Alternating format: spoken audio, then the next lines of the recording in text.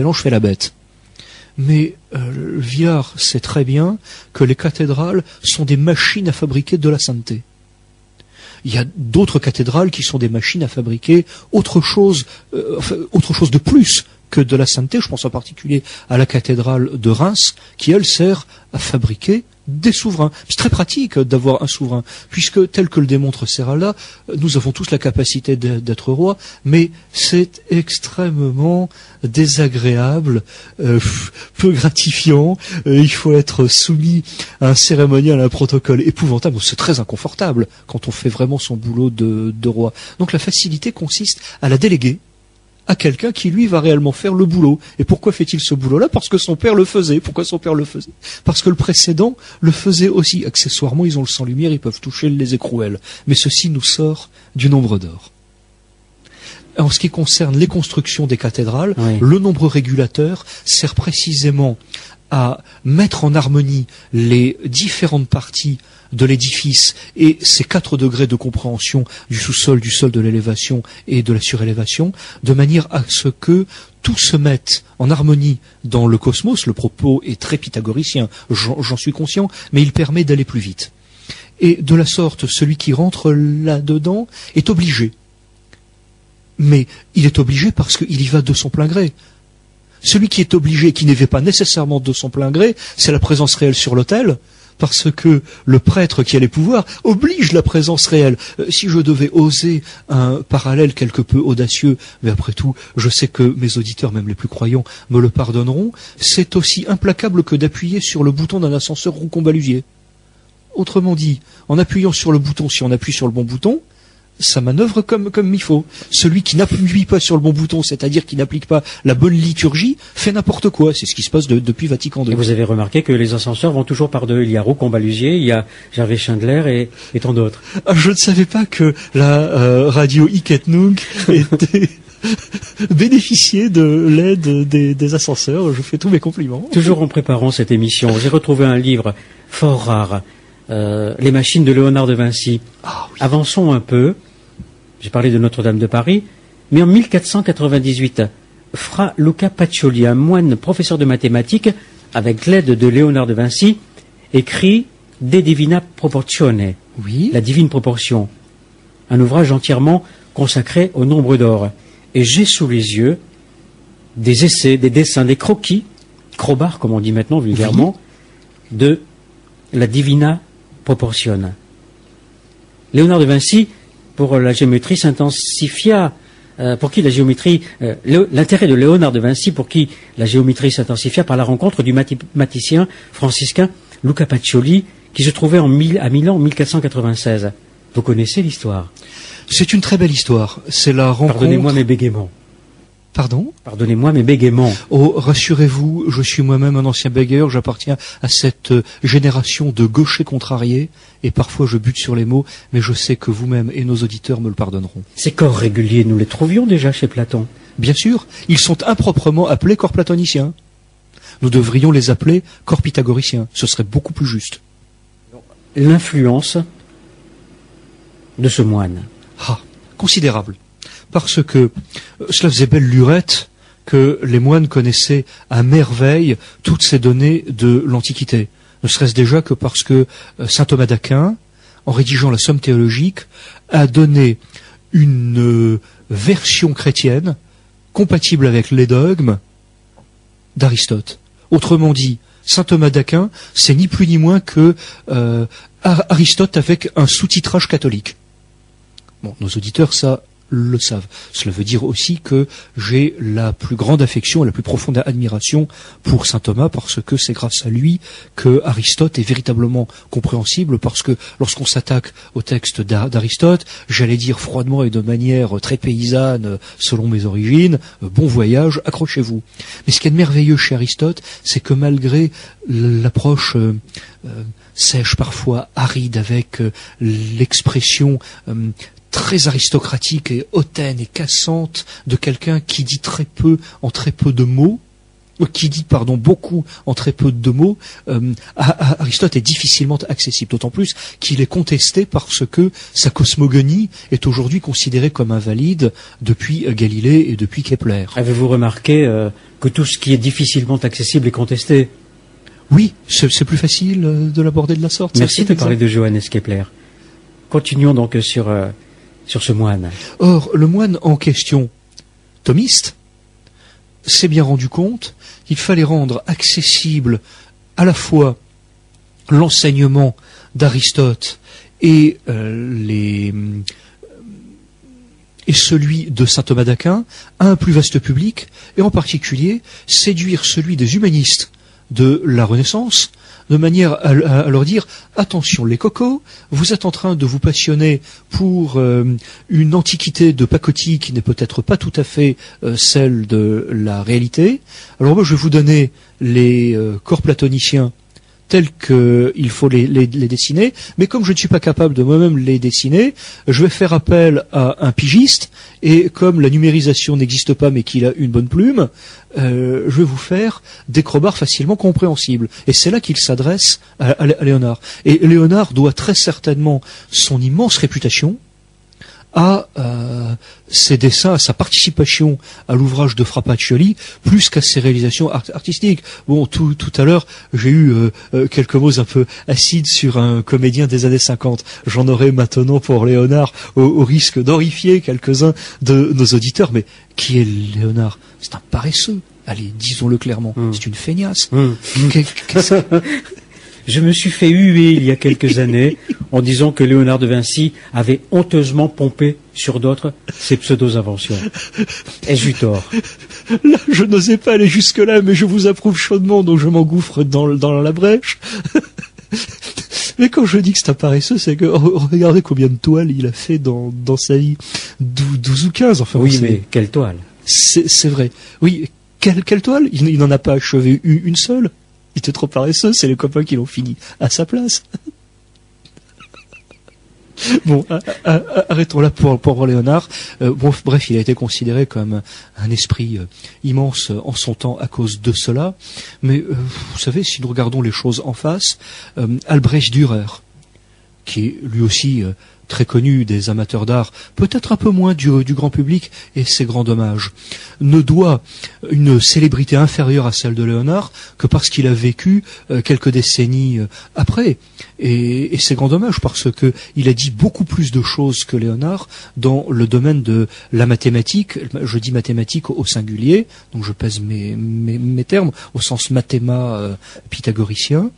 Et que il ne s'est pas lui senti obligé de copier Fra Pacioli puisque l'ouvrage avait déjà été fait, mais il est allé beaucoup plus loin puisque il a étroitement collaboré avec les humanistes rénans qui ne sont ni humanistes ni rénans, mais ceci est encore une autre paire de manches. Retenons simplement un seul nom, celui de Willibald Pirkheimer, qui lui avait tout compris. Alors lui est vraiment totalement inconnu du grand public, je répète son nom, Willibald Pirkheimer, et si Dürer a pu donner une telle rigueur, en même temps une telle beauté, une telle harmonie dans les formes et dans les vibrations dans ses œuvres, il le doit certainement à ses amis de l'humanisme rénan.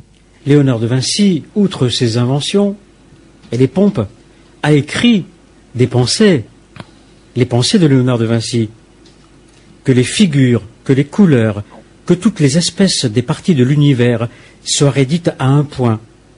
Quelle merveille que ce point! Léonard de Vinci. L'air est rempli de pyramides aux droites rayonnantes qui partent de tous les points des corps lumineux. Vous connaissiez les pensées de oui, Léonard? elles sont magnifiques et elles sont indubitablement dictées par une doctrine néo-pythagoricienne qui est flagrante, c'est évident. Alors pour en terminer avec le nombre d'or, momentanément, à travers le temps, on retrouve les peintures de Dali, de Picasso. Êtes-vous d'accord? Et puis, il y a le Corbusier. Ah, voilà une affaire délicate. Et je vous en prie. Ce sont trois cas particuliers bien distincts et sur lesquels il faudrait revenir un instant. Autant je partage votre enthousiasme en ce qui concerne Dali, autant je me montrerai beaucoup plus modéré en ce qui concerne les deux autres.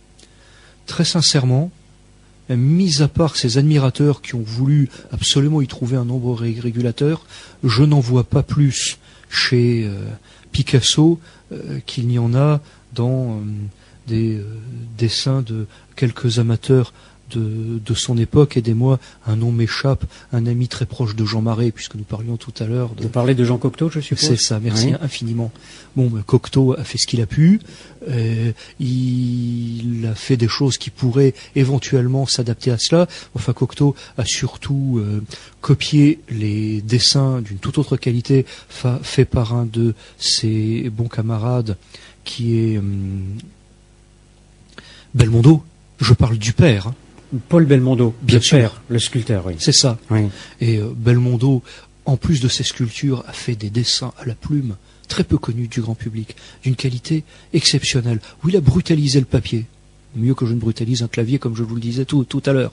Et la plume passe à travers le papier. Il y a des taches d'encre dans tous les sens. Et là, oui, le nombre d'or est vraiment présent parce que il va chercher des proportions dans des attiques grecques.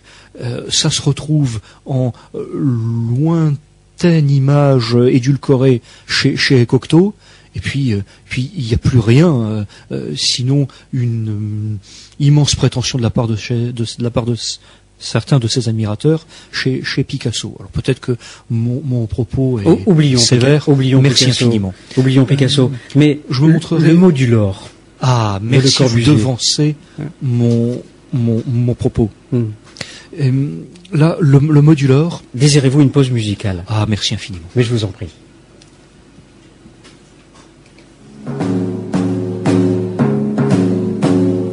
Das Kalbfell blinkt, der Landsknecht schwingt, ein lustig sein Mädel im Kreise. Das blinkt so voll, verliebt und toll, nach alter Landsknechtsweise. Tralalalalalalalalalalala, tralalalalalalalala, tralalalalalalalala, tralalalalalalalala.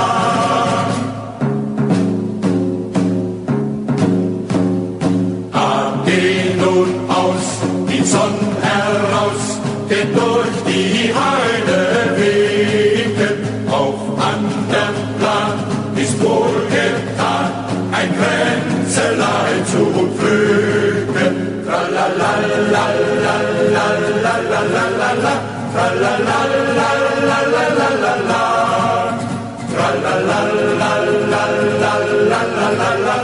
tralalalalalalalala. Kommt Frunzberg, steh auf, hat euch zuhauf, kein lustig Welschen und Fränzen. Heut macht uns heiß, die Landsknechts weiß, gesehen euch Gott ein Tänzchen. Tralalalalalalalala, tralalalalalalalala, tralalalalalalalala, tralalalalalalalala.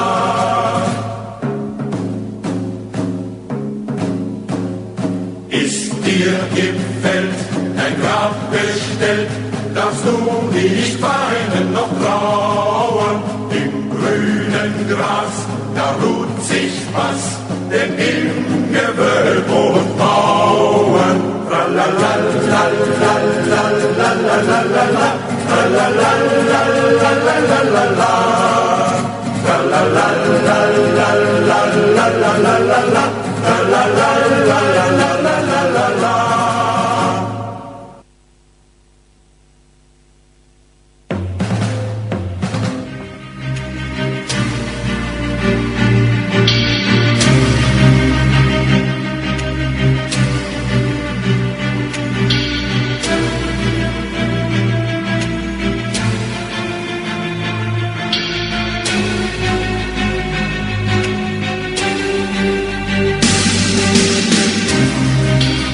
Vous écoutez Radio Ici et Maintenant 95.2, c'est également sur le net ici-et-maintenant.com.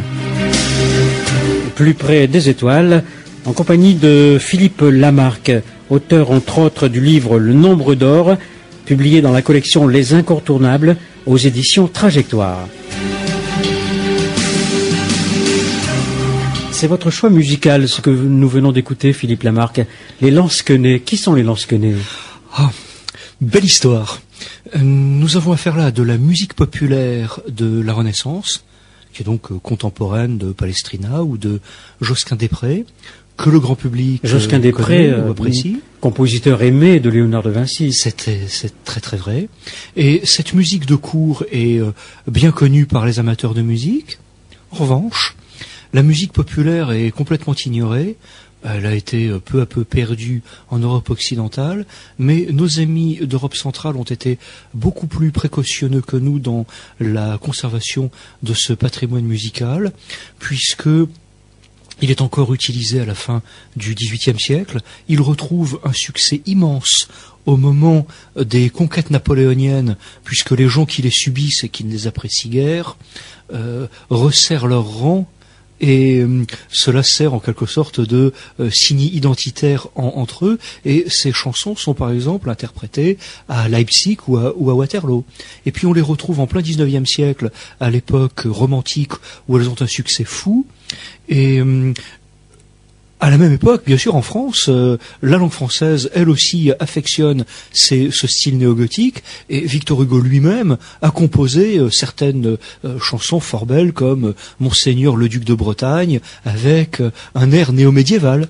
Et puis, ces musiques-là retrouvent un succès fou au début du XXe siècle, parce qu'il existe à cette époque, en Europe centrale, ce que nous pouvons appeler, nous, des babahards.